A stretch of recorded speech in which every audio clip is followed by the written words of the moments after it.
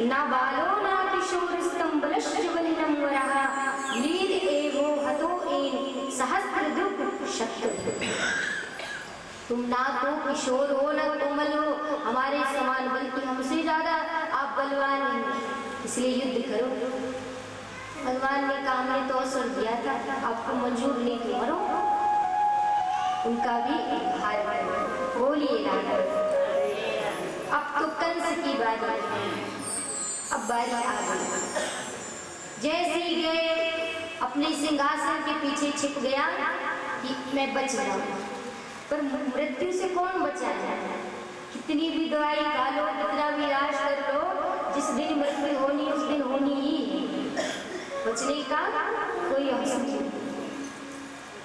जैसे सिंहासन के पीछे छिपा, भगवान केस पकड़ के ले आए, कह रहा है अरे लाला छोड़, बड़ी पीड़ा हो रही। भगवान ने कहा अच्छा, केस पकड़ने से पीड़ा भी होती? चल तुझे पता तो चला, जब तूने मेरी माता देवकी के केस पकड़े थे तब कितनी पीड़ा हुई, आज तुझे भी पीड़ा हुई। कहा छोड़ दो। कहा तू तो बड़ा सौभाग्यशाली है, संत महात्मा तो तपस्या करते हैं कि मरते समय भगवान का दर्शन हो जाए, पर तू तो बड़ा सौभाग्यशाली, दुष्ट है लेकिन फिर भी दर्शन दे रहा है। तेरा दर्शन कर और अंत समय तेरा आ चुका। सब देख रहे हैं कि भगवान जल्दी करो जल्दी करो। भगवान ने उठाया और सिंहासन से नीचे फेंक कर एक ही प्रहार में उद्धार किया। जैसे उद्धार हुआ सब खड़े होकर हंसने लगे। क्यों? क्योंकि इस कंस, इस दुष्ट ने कहा था कि कोई हंसेगा नहीं, कोई मुस्कुराएगा नहीं, इतने वर्ष तक कोई हंसा नहीं, लेकिन आज सब मुस्कुरा रहे हैं, जय जयकार लगा रहे हैं। देवकी को छुड़ाया, अपने पिता को छुड़ाया, उग्रसेन जी को छुड़ाया। जैसे देवकी ने देखा तो नित्य सशु बने, मेरा लाला आज 11 वर्ष 56 दिन का हुआ। एक एक दिन गिनती जारी की, आज इतना बड़ा है, आज इतना बड़ा है, और बार बार धन्यवाद कह रही है यशोदा को कि तू धन्य है बहन, मेरे 11 वर्ष का ये बालक कृष्ण 16 वर्ष तक किशोर लग रहा है, उन्हें ऐसी सेवा करो, तू धन्य है। देवी की प्रसन्न हो गई, हृदय से लगाया, इतनी प्रसन्न, इतना वात्सल्य जागा कि स्तनों से दूध अपने आप प्रवाहित हो गए। वात्सल्य कन्हैया चरणों से लिपट गए, इतने अश्रु बहे। उग्रसेन जी को राजा बनाया। अब नंद बाबा कहते कि चलो चलो अब काम हो गया, अब वृंदावन चलते हैं, मैया इंतजार कर रही होगी। भगवान कहते नहीं अभी नहीं जा सकता, क्योंकि अभी बहुत लीलाएं हैं। बाबा बोले लीला उला सब छोड़ो और चलो मेरे साथ। मैया से कह के आए थे ना कि परसों आ जाऊंगा, तो चलो। कन्हैया बोले नहीं जा सकता, मुझे लीला करना। बाबा जिद ना करो, आप चले जाओ। सखाओ, छोटा सा सखा हाथ जोड़ कर कह रहे, कन्हैया हमसे कुछ गलती हो गई क्या? अगर हमसे कोई गलती तो क्षमा कर दे, पर ऐसा मजाक मत कर। हमें पता है तू बड़ा विरोधी स्वभाव का है, लेकिन ऐसा मजाक मत, ये सह नहीं पाएगा। चलना हमारे साथ। वो बावली गोपियां पड़ी होंगी कहीं रास्ते पे, इंतजार कर रही होंगी, क्या जवाब देंगे हम? चल। लेकिन कन्हैया कहते नहीं सखाओ, तुम जाओ, मेरा काम हो चुका है। इतनी ही अपनी मित्रता थी, इतनी लीला। जैसे कहा सब रुदन करते हुए वापस चले। गोपियां पूछती कहाँ है? नंद बाबा तो जवाब ही नहीं दे पाए, अचेत हो गए। यशोदा मैया कहती नहीं आए ना वो, मुझे पता था।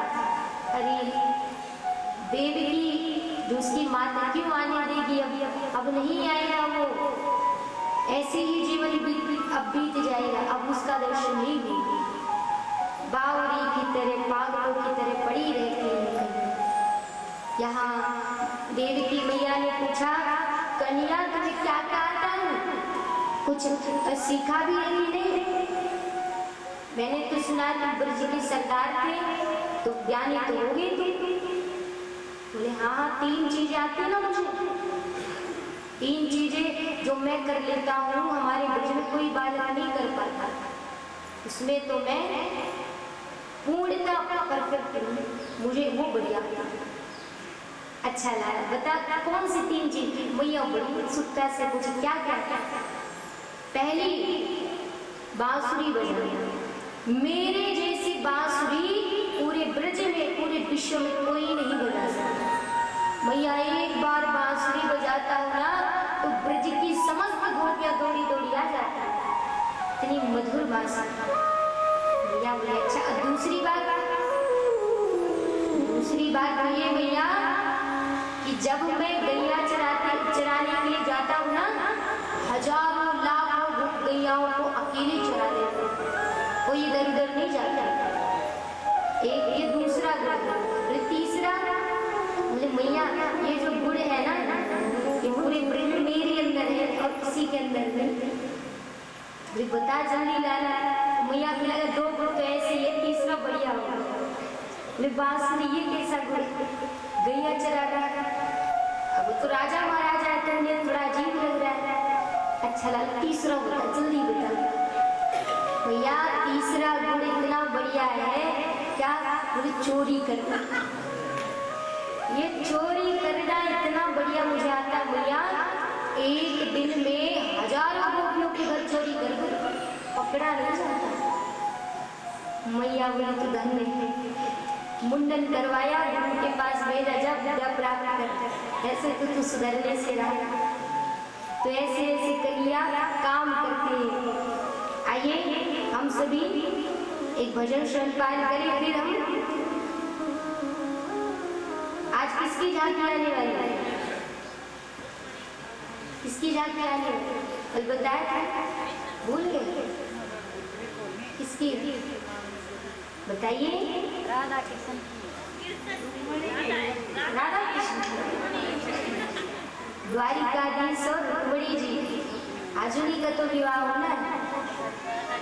लगता है आपके अंदर राधा नाम और राधा जी का रस थोड़ा ज्यादा ही बढ़ चुका है। अब भक्त है ही ऐसे कि कोई रस चढ़े या ना चढ़े पर राधा नाम का रस जरूर चढ़ जाए। राधा नाम है ही ऐसे, इतना मीठा है। तो आइए एक प्यारा सा भजन श्रवण करेंगे। गोविंद जब ब्रज में मुस्कुराते थे, हंसते थे, तो जितनी गोपियां हैं सब बावरी हो जाती और उनके नेत्र देखकर तो घायल ही हो जाते। आप राधा वल्लभ के दर्शन किया? बाकी बिहारी बड़े दुर्लभ है, उनके नेत्र इतने बड़े हैं, बहुत बड़े। और एक बार उनके नेत्रों को किसी ने देख लिया समझो हो गया। ऐसा जादू करती अखियां उनकी, तो भक्त कहता है बड़ी स्नेह, राधा वल्लभ की अखियां जादू कर गई, ओ राधा। आप सबको भी गाना है, ना अकेले नहीं गाऊंगी, आप भी गाऊंगा। राधा वल्लभ की अखियां जादू कर गई, राधा वल्लभ की अखियां जादू कर गई, राधा वल्लभ की अखियां जादू कर गई, राधा वल्लभ की अखियां जादू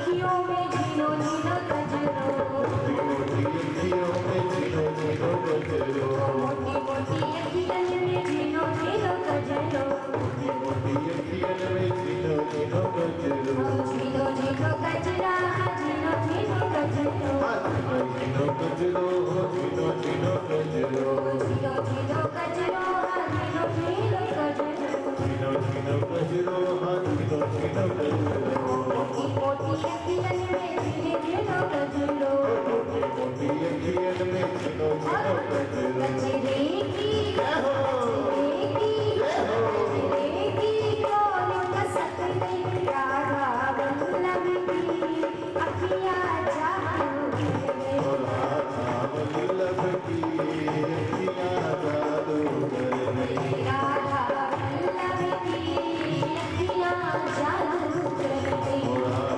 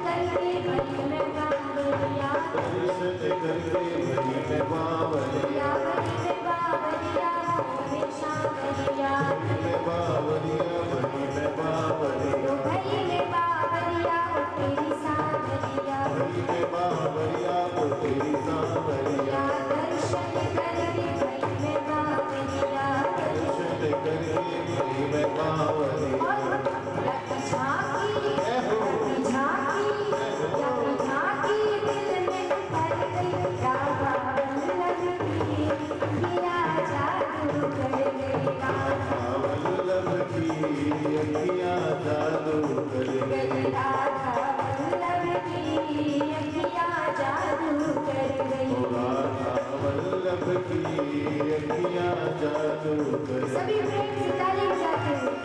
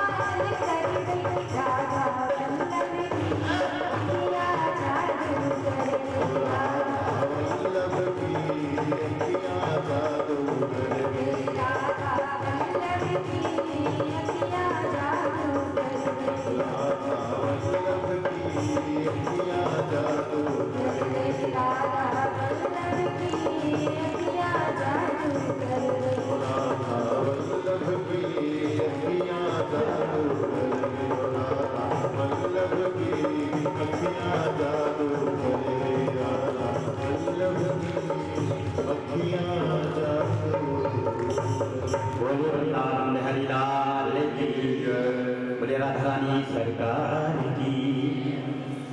आपके समझ एक सूचना है, एक गुड़िया आई हुई जिसका नाम कोमल, एक भजन गाएगी आपके सामने।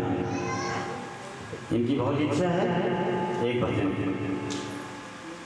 यहाँ पर बजाओ, इधर बजाओ, ये दिखने चाहिए। यहाँ बैठेगा, यहाँ पे वो दिखने चाहिए, वो दिखाइए। वो लोग साथ में लगाओ, पहले लगाओ। बोलो कृष्ण कन्हैया लाल की।